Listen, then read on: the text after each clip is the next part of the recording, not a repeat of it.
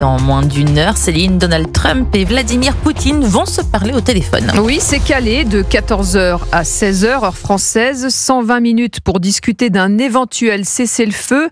Mais rien n'est joué, Caroline Baudry. Absolument, beaucoup reste encore à négocier, a écrit hier le président américain sur son réseau Truth Social. Il évoque des discussions sur, je cite, les terres et la centrale nucléaire ukrainienne de Zaporijjia. Vladimir Poutine lui affiche une volonté de ne rien céder.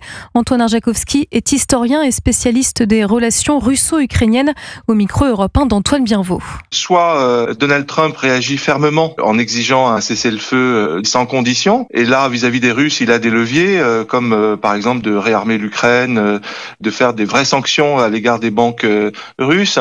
Soit il n'en est pas capable, il donne à la Russie des territoires non occupés, il cède sur une exigence forte des Ukrainiens qui est le retour des prisonniers et des enfants kidnappés. Et là, s'il cède là-dessus, il perd sa capacité à avoir la confiance des Ukrainiens et des Européens. Donc de fait, cet appel téléphonique est important. Les exigences de Moscou sont connues, planter le drapeau russe dans 5 des 24 régions de l'Ukraine, que Kiev reste en dehors de l'OTAN et la chute du pouvoir en place, inacceptable pour le pays qui a déjà accepté l'accord de cessez-le-feu et réclame ce matin que son ennemi fasse la même chose sans condition lors de cet entretien au téléphone.